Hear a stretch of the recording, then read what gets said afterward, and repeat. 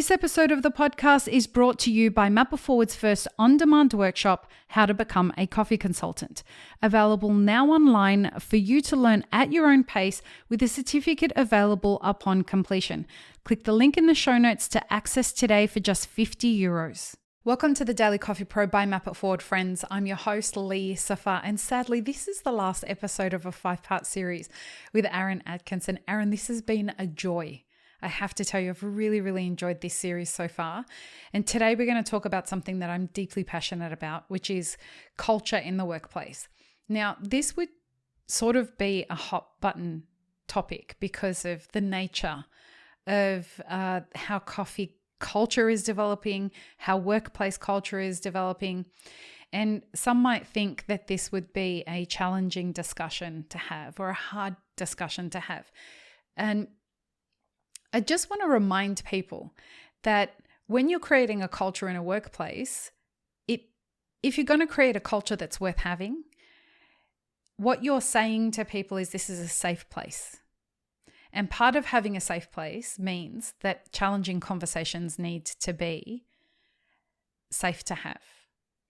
And this podcast never shies away from having challenging conversations. And so we're going to dive into another one of them right now because, Aaron, over the past, let's say the pandemic era, but really the 5 years before that as well, culture in the workplace has been really shifting in what employees require from their leadership teams and what is now negotiable of what leadership teams can expect from their employees.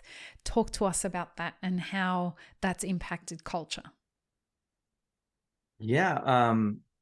So I think just from my perspective, I think it helps kind of talking about what culture is and what coffee culture is.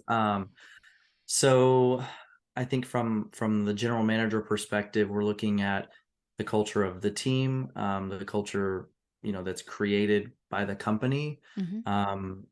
And what is it, what is it about that culture that keeps people engaged and wanting to be a part of it? Whether it's that, our values align or we're kind of driven by the same things, or I think there's a lot of different aspects of the culture.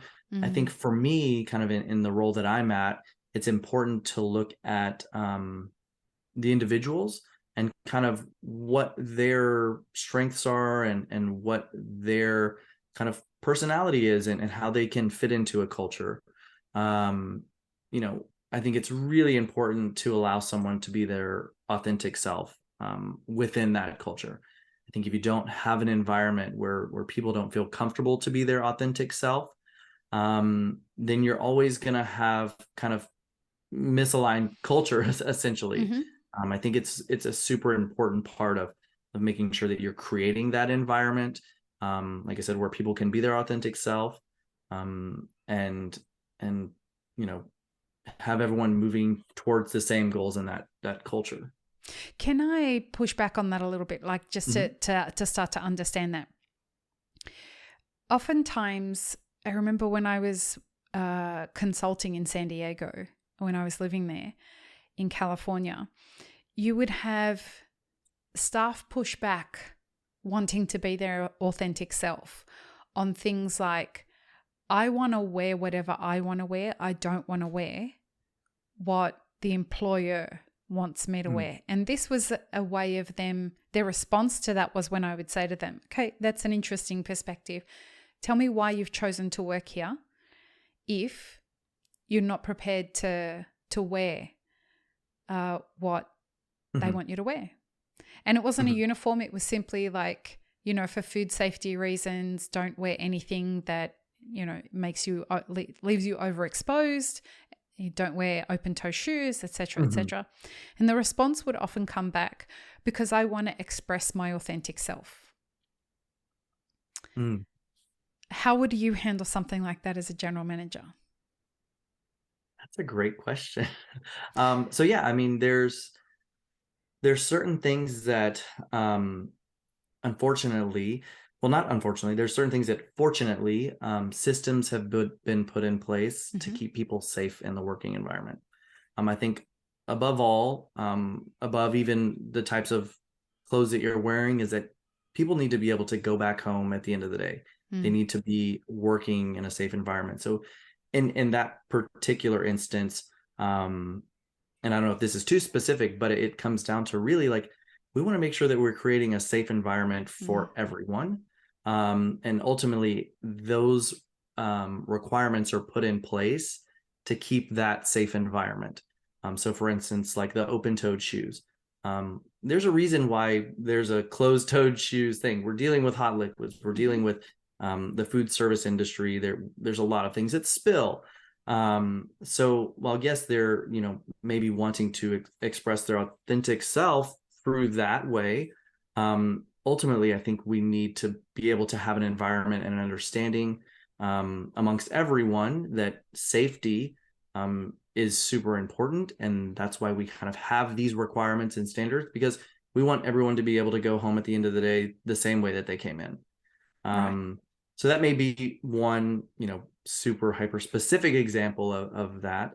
Did that Yeah, no, answer your 100%. question? Because what I'm hearing from you is that a foundational element of the workplace culture that you're setting is safety.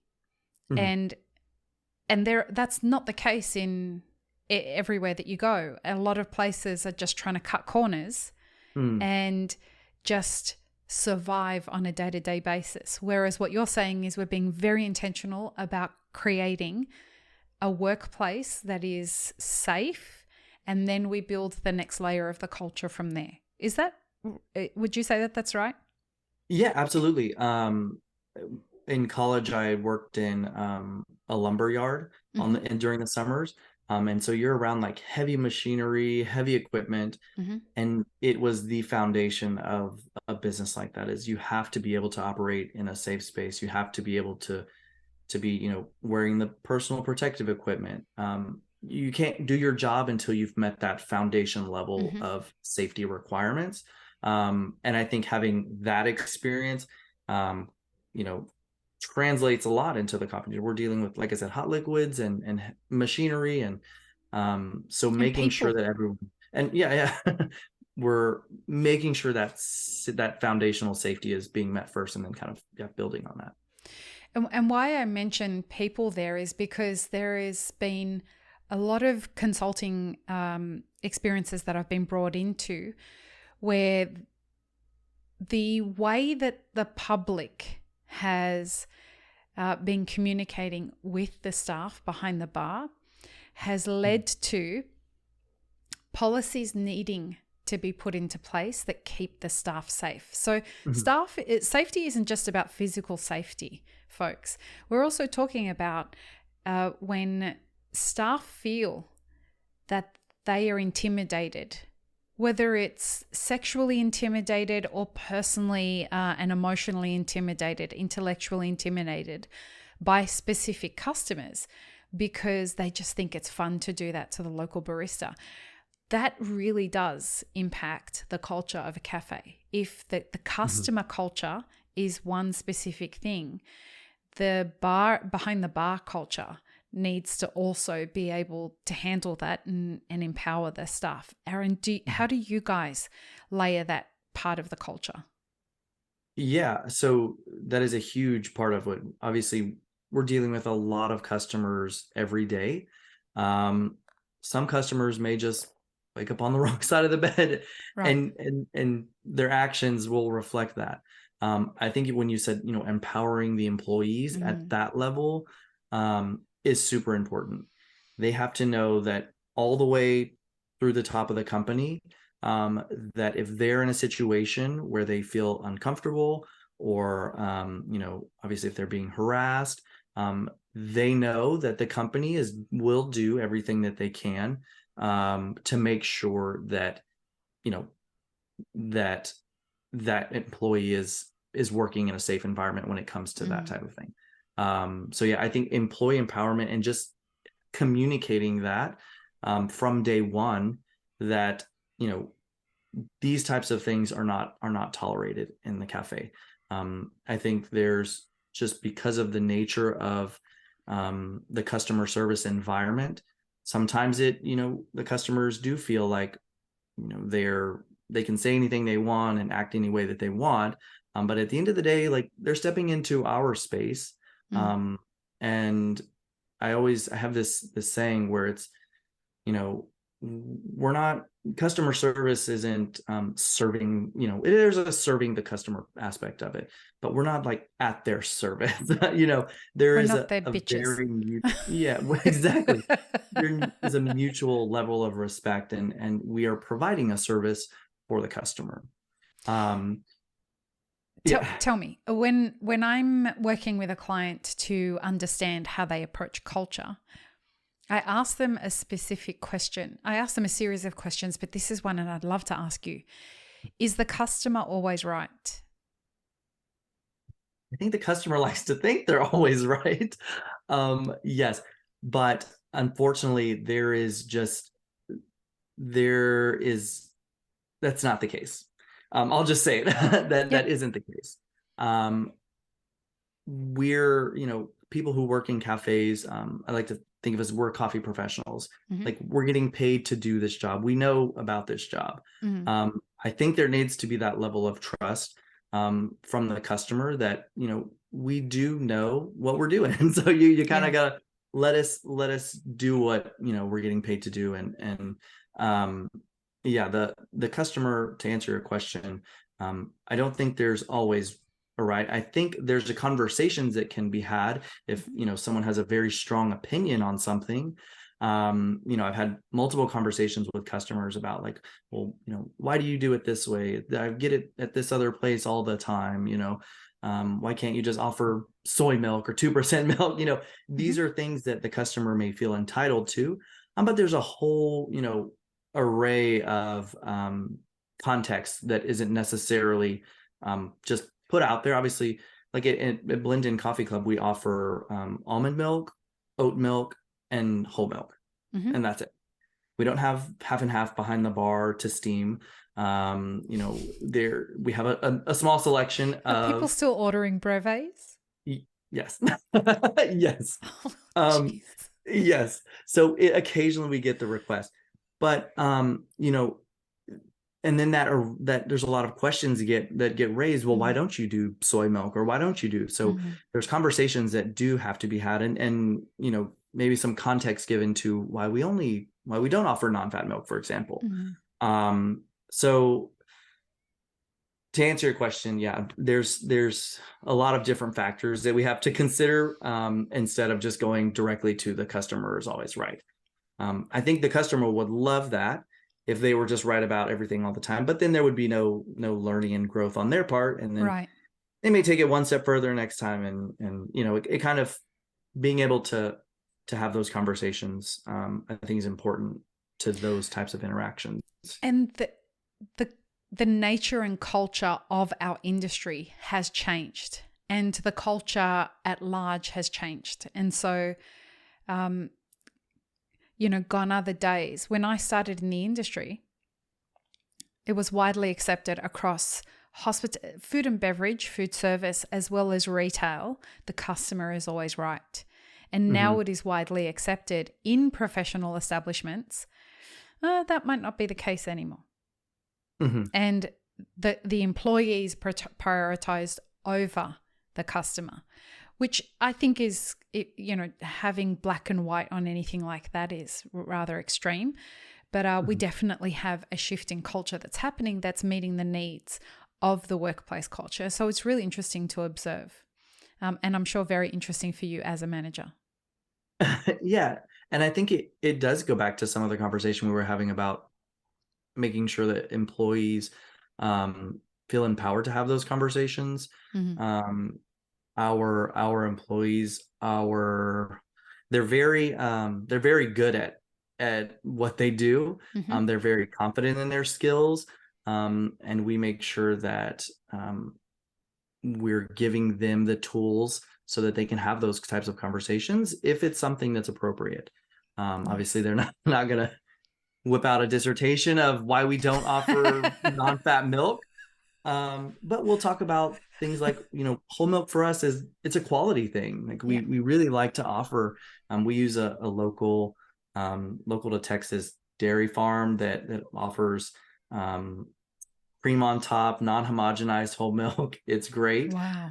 And so it allows us to have those conversations of, we're really trying to offer a really good product with our milk. We would love for you to experience dairy in this way. If you're, I know you're used to drinking non-fat, but maybe this is something that could open your mind to, hey, milk tastes amazing on its own. It has a level of sweetness.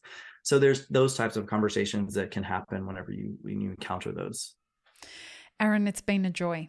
Having you on the podcast for the first time has been an absolute joy. I hope you'll come back and keep us appraised of how you're growing the business, and because there's so many exciting things ahead for Blendin, and I'm really proud of the way that you have forged your career. So let's keep everybody up to date with how things are going with you. Absolutely. Thank you so much for having me. It's been an honor. The Daily Coffee Pro podcast is amazing. Thank you. I really enjoy watching, and so I'm super honored that you would have me on here. But thank you again. I think everyone kind of keep an eye out for Blendin Coffee Club. There's a lot of exciting things that are coming up. Where can we find you online? Like where can we find Blendin and you?